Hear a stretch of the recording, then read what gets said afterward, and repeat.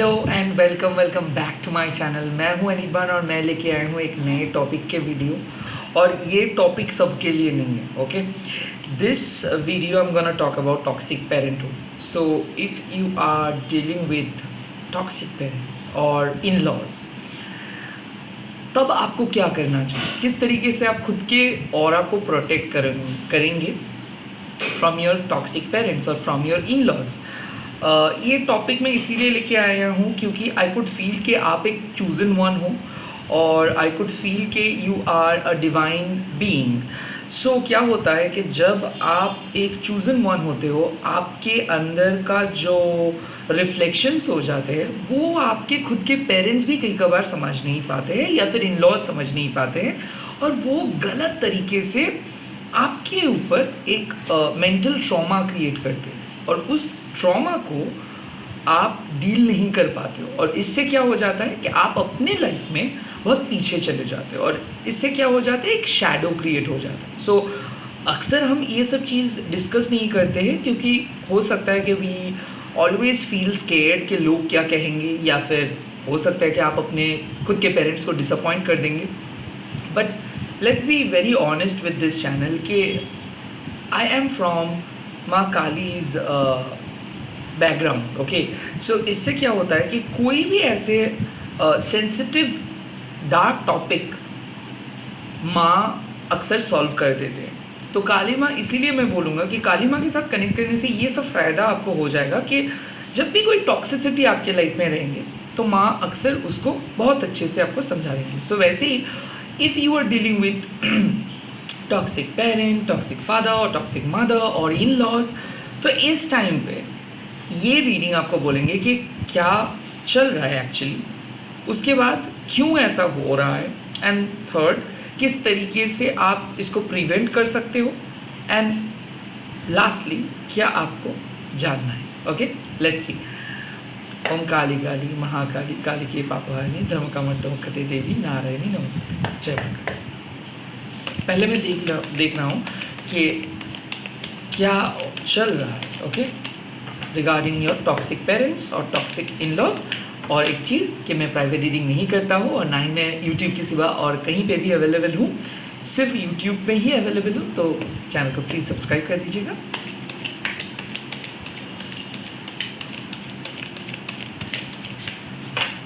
सो कैसा चल रहा है आपके लाइफ, आपके टॉक्सिक पेरेंट्स या फिर टॉक्सिक इन लॉज के साथ। Let's see. ओके, पहला कार्ड आ गया है queen of swords. So you are dealing with a female, हो सकता है टॉक्सिक मदर और हो सकता है toxic mother in law.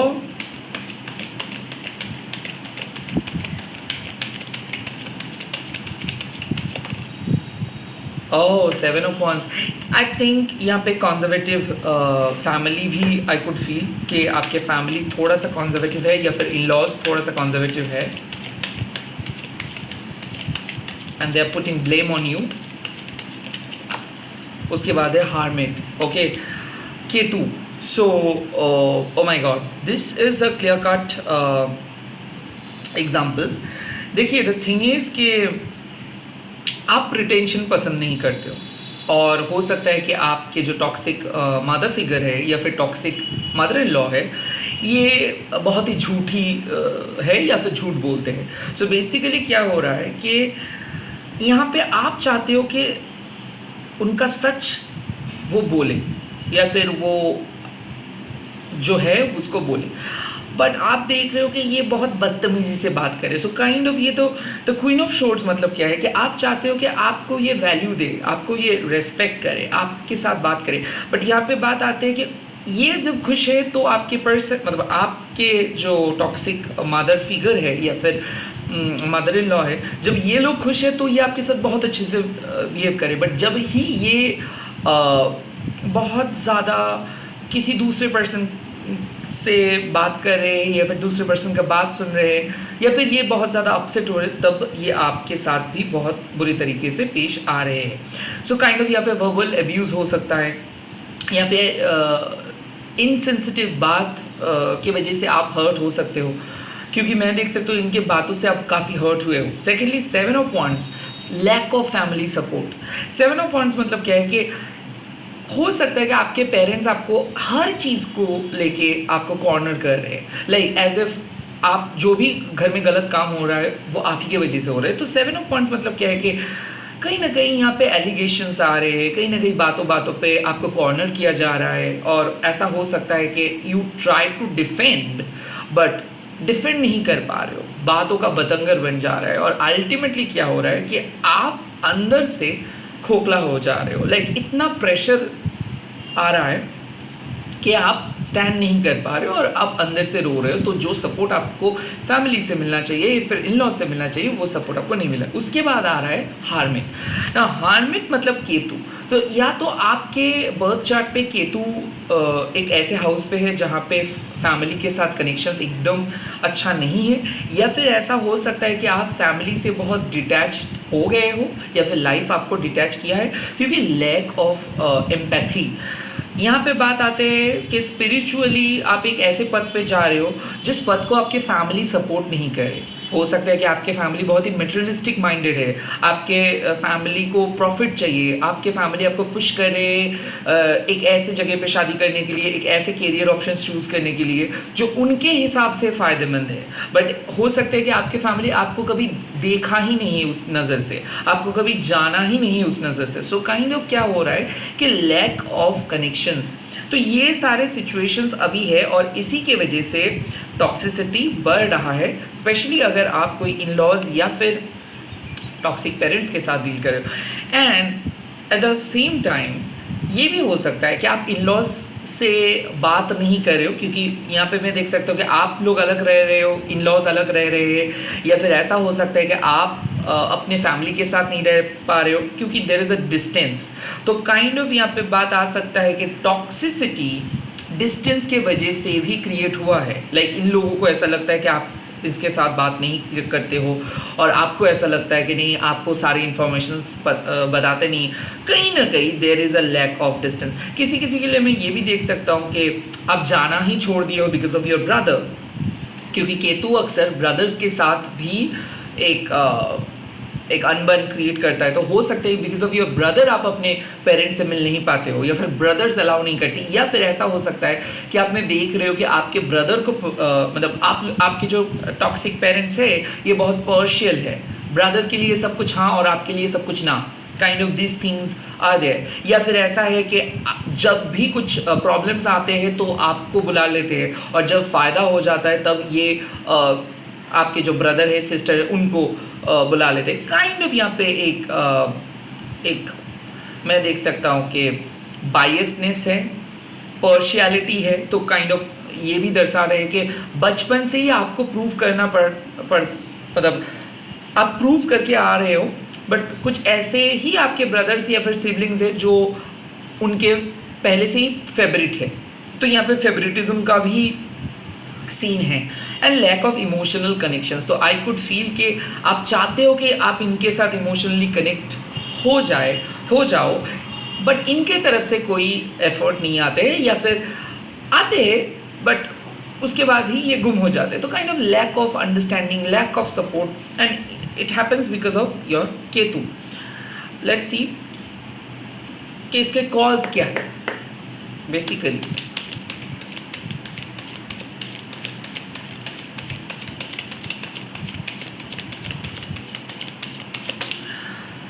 So 8 of cups, कहीं ना कहीं आपके लाइफ चेंज हो रहे डिफरेंट रास्ते पे।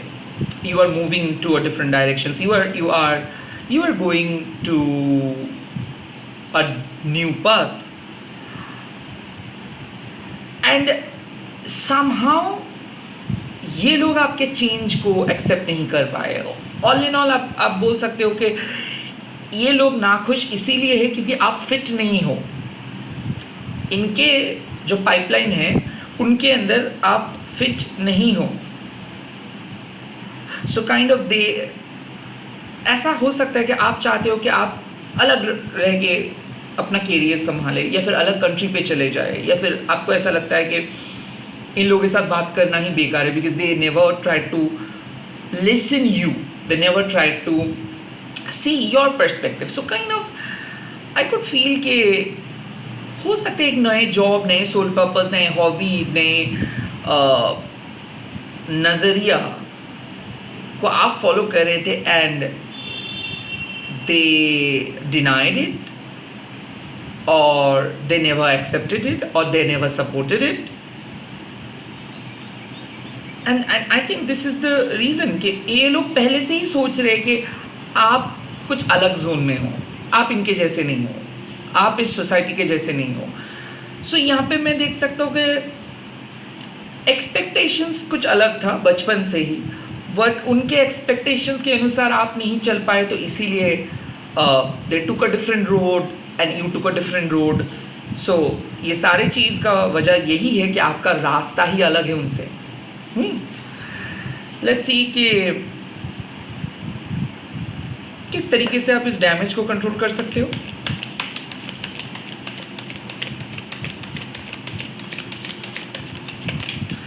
क्वीन ऑफ वंस, आप ही हो आप खुद के चीयर लीडर. यहाँ पे बात आते हैं कि कन्विंस करना होगा. ये लोग अगर नहीं सुन रहे, आपको for the sake of your own soul value इन लोगों को मनाना है. आई थिंक हो सकता है that they are queen of swords. ये लोग बहुत कुछ बोल देते हैं, ये लोग बहुत सुना देते हैं, बट आप सोचे कि ये आपके पेरेंट्स नहीं, आप इनके पेरेंट्स हो. सो हर चीज़ को अगर आप बहुत ज़्यादा इंट्रोस्पेक्ट करेंगे, हर चीज़ को आप बड़े करके देखेंगे और सोचेंगे, तो कहीं ना कहीं एक दीवार खड़ा हो जाएगा. तो यहाँ पे साफ बात है कि आप अपने रिस्पॉन्सिबिलिटीज़ को निभाओ. चाहे आपके पेरेंट्स वो निभा नहीं रहे, चाहे आपके सिबलिंग्स नहीं निभा रहे, फिर भी आपको उनके पेरेंट्स बन के उनको फॉरगिव करना है. You really need to forgive them. You really need to forgive them and you really need to focus on your own goal. क्या हो रहा है ना कि ये फैमिली के चक्कर में आप अपने काम को मिस कर रहे हो, फैमिली के चक्कर में आप अपने लाइफ में आगे नहीं जा पा रहे हो. अक्सर फैमिली की वजह से you are getting backward. So please focus on your own goal. यहाँ पे आपको सेपरेट करना ही है खुद के गोल को खुद के लाइफ से, नहीं तो क्या हो जाएगा, आप दलदल पे फंसे जाओगे. Okay, queen of wands means you have to be very specific. आप अपने टाइम के स्केड्यूल को चेंज कीजिए. आपको और भी सीरियस होना होगा. आपको हर चीज़ को उतना इमोशनली सोचना नहीं है, लॉजिकली सोचिए कि क्या दरकार है उस चीज़ का, वो इमोशनल ड्रामा का क्या सच में दरकार है या नहीं, या फिर खुद एक्शंस लीजिए. क्वीन ऑफ वंड्स, जहाँ पे क्वीन ऑफ वंड्स की एनर्जी है कि एक पर्सन ही काफ़ी है. So you are good enough to handle them. यहाँ पे क्या करना चाहिए आपको, you need to take the responsibility, you need to forgive them, you need to focus on your own work, you need to stop thinking about all those talks. क्या बोला था, क्या किए थे, क्या सुने थे, क्या work. No, you do not need to listen. आपको इतना कुछ सुनना नहीं, इतना कुछ सोचना नहीं है. आपको अब आपके जो प्रेजेंट वर्क है उस पर फोकस करनी है and just let it happen what needs to happen. और क्या करनी चाहिए,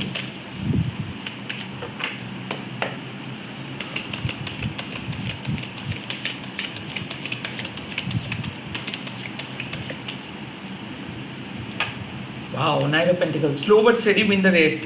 एक दिन में ये लोग चेंज नहीं होंगे, बट धीरे धीरे चेंज होंगे. सो यहाँ पे क्या होता है ना कि हम लोग गिव अप इसीलिए कर देते हैं कि सामने वाले पर्सन तो नहीं किया. मैं देख सकता हूँ कि ये लोग भी, उनके जो पेरेंट्स थे उनसे इन लोगों को कुछ सपोर्ट नहीं मिला. सो Y they are like this? Because they never got that kind of appreciation, they never got that kind of support. So that's why they are very cynical and kind of a materialistic. क्योंकि ये लोग poverty देखे हैं, ये लोग बहुत dark days देखे हैं. तो ये लोग चाहते हैं कि ये जीवन में इंजॉय करें, ये लोग चाहते हैं कि लग्जरी इनको मिले. So they can not think like your way. तो आपको आपके पर्सपेक्टिव को भी रिस्पेक्ट देना है, इन लोगों के पर्सपेक्टिव को भी रिस्पेक्ट देना है. मतलब क्या है कि अगर कोई पर्सन डिफरेंट सोचते हैं और अगर आप ऑपोज करते हो और ऑपोज करते हुए आप बहुत गुस्से में आ जाते हो और गाली गलौज कर देते हो, तो फिर what is the difference between you and them. Universe आपको यही बोल रहे हैं कि ये लोग अगर हाइपर हो रहे हैं और उसके ऊपर अगर आप भी हाइपर हो जाओगे तो झगड़ा तो मतलब इन्फिनिटी तक चलेगा. रादर यही होगा कि एक को बहुत सॉफ्ट होना पड़ेगा। इन लोगों को जो कहना है कहने दीजिए, let them say whatever they want to say. But आपको पता है कि क्या वो लोग जो कह रहे हैं क्या वो ऑथेंटिक है, और वो लोग जो बोल रहे हैं क्या वो सच में उतना सोच समझ के ये लोग बोल रहे। तो कहीं ना कहीं गुस्से में आके ये लोग बहुत कुछ बोलते हैं, बट आपको पता है कि कौन सी चीज़ को आपको लेना है और कौन सी चीज़ को आपको हटाना है। Now the night of pentacles also says कि एक दिन में ये लोग चेंज नहीं होंगे, तो आप एक्सपेक्ट भी मत करो। बट हर चीज़ का रिएक्शन देना भी सही नहीं है, राइट?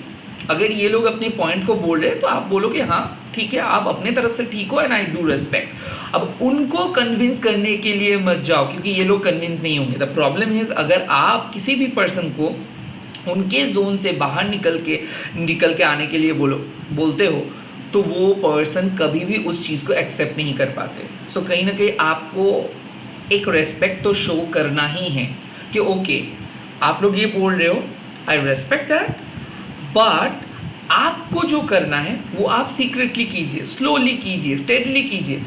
बात आते हैं कि मान लो आप कुछ नई चीज़ करना चाहते हो, ओके, आप पहले ही अगर उन लोगों को बोल देंगे देखो मैं करना चाहता हूँ, अगर आपको मानना है तो मानो, ना मानो तो मैं करूँगा ही, ये वो करके, इससे कुछ फ़ायदा नहीं।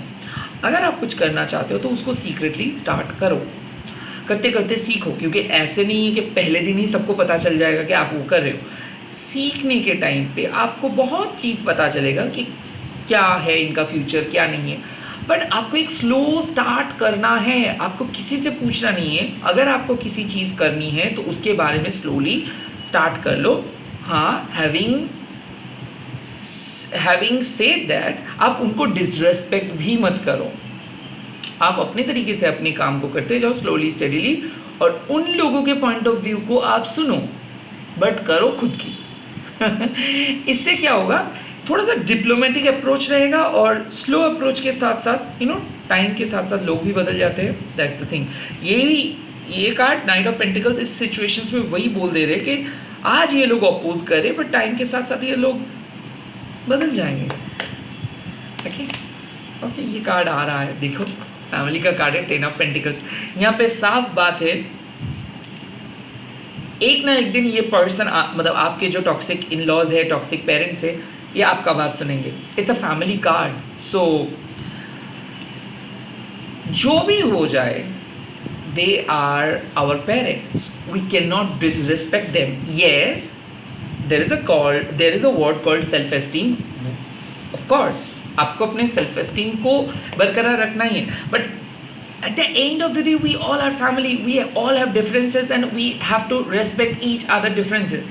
वो लोग भले आपके जो unique point of view, unique mindset को रेस्पेक्ट ना कर पाए, बट आप तो कर सकते हो। सो यहाँ पे 10 ऑफ पेंटिकल्स मतलब बहुत सारे लोगों के अलग अलग माइंड है, बहुत सारे लोगों के अलग अलग पॉइंट ऑफ व्यू है, और कभी भी सारे लोग एक पॉइंट पे हाँ नहीं बोल सकते, डिफरेंसेस रहेंगी।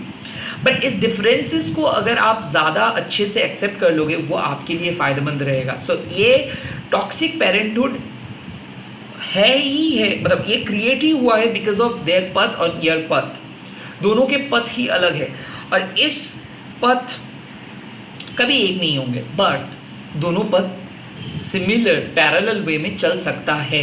ऐसे नहीं कि आप लोग बिछड़ जाओगे, ऐसे नहीं कि और भी वर्स्ट हो जाएगा। रेदर मैं देख रहा हूँ कि एक बहुत अच्छा ट्विस्ट एंड टर्न आने वाला है, जहाँ पे ये टॉक्सिक पेरेंट्स या फिर इन-लॉज जो है, इसके साथ आपका एक बहुत अच्छा बॉन्डिंग होगा। बहुत अच्छा बॉन्डिंग मतलब हम साथ है वाला तो नहीं होने वाला है, but at least they are not going to poke their nose into your life and you are not going to also get disrespected, you're not going to get humiliations from them. Okay, बात clear है। आप उनको accept करोगे, उनके differences को accept करोगे, ये भी आपके डिफरेंसेस को एक्सेप्ट करेंगे, but at the same time मैं देख रहा हूँ कि कनेक्शंस बना रहेगा। अभी हो सकता है कि बहुत ख़राब है सिचुएशंस, बट सिचुएशंस इम्प्रूव होता हुआ दिख रहा है। Okay, now I have to give you another advice. Let me see कि कौन सा एडवाइस आपको ओरेकल दे रहे हैं। और the advice is watch your words. Same thing, आप जो का बात कह रहे हो ना उनसे, बाद में जाके वही बात आपको लगेगा कि क्यों कहा था मैंने ये सब. सो वॉच योर वर्ड्स. गुस्से में आके कुछ ऐसे मत कह दो ताकि बाद में जाके आपको रिग्रेट फील हो. After all they are your parents. Okay, I know they are doing wrong, I know they are doing child like things. Okay, they have done lots of wrong things, but you are the wise one here. Okay, आप इनको माफ़ कर सकते हो. So watch your words. Harsh मत बोलिए कुछ. Trust in divine detours. आपको अलग होना पड़ा या फिर आप दोनों, तब आप और आपके पेरेंट्स अलग है, इसका भी एक डिवाइन डिटोर्स का फैक्टर है. मतलब क्या है, मैंने केतु का बात बोला, अगर ये नहीं होता तो शायद लाइफ में आप आगे नहीं बढ़ पाते. एटलीस्ट आप स्ट्रगल कर रहे हो, सब कुछ कर रहे हो, फैमिली अपोज कर रहे हैं, बट उसके बावजूद भी आप अपने उसूल के साथ जी रहे हो. आप बहुत कुछ सीख रहे हो, बहुत ज़्यादा प्रेशर लेके, प्रेशर हैंडल करके आगे बढ़ रहे हो. आने वाले टाइम पे क्या होगा, आपको और कोई प्रॉब्लम्स हिला नहीं सकता है, और कोई प्रॉब्लम्स आपको तोड़ नहीं सकता है. So you know everything happens for a reason. So trust in divine डिटोर्स. अगर अलग हुए हो, अगर आप दोनों का अलग माइंडसेट है, अगर बहुत ज़्यादा झगड़ा हो रहा है, अगर इश्यूज़ है, इसका मतलब है कि इस इश्यूज़ आपको एक स्ट्रॉन्गर पर्सन में बदल दिया है. कुछ टाइम के लिए अलग अगर आप हो तो इससे आपको बहुत कुछ सीख मिला. अगर अलग नहीं होते तो आप सीख नहीं पाते. Kind of this things. Okay,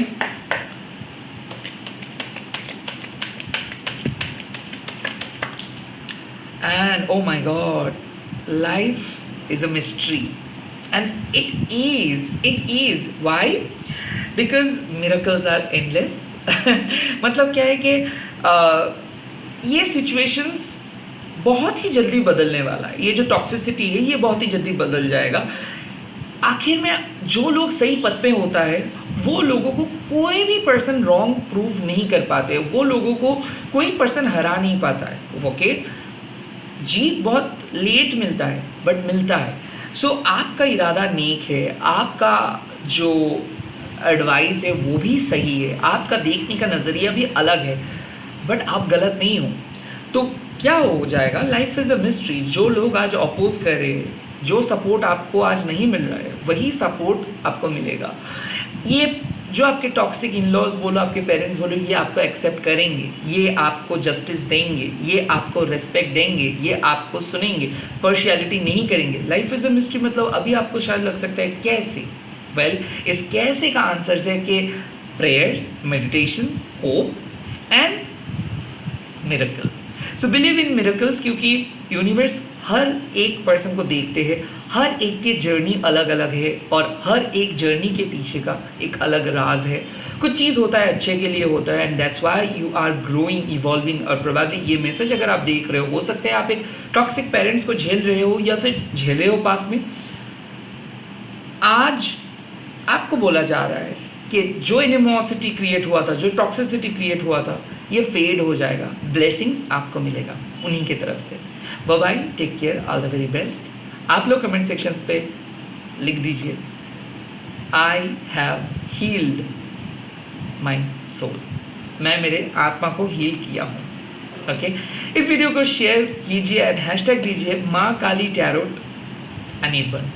सिर्फ टैरोट अनिर्बन नहीं, Maa Kali tarot Anirban. Bye bye, take care, all the very best.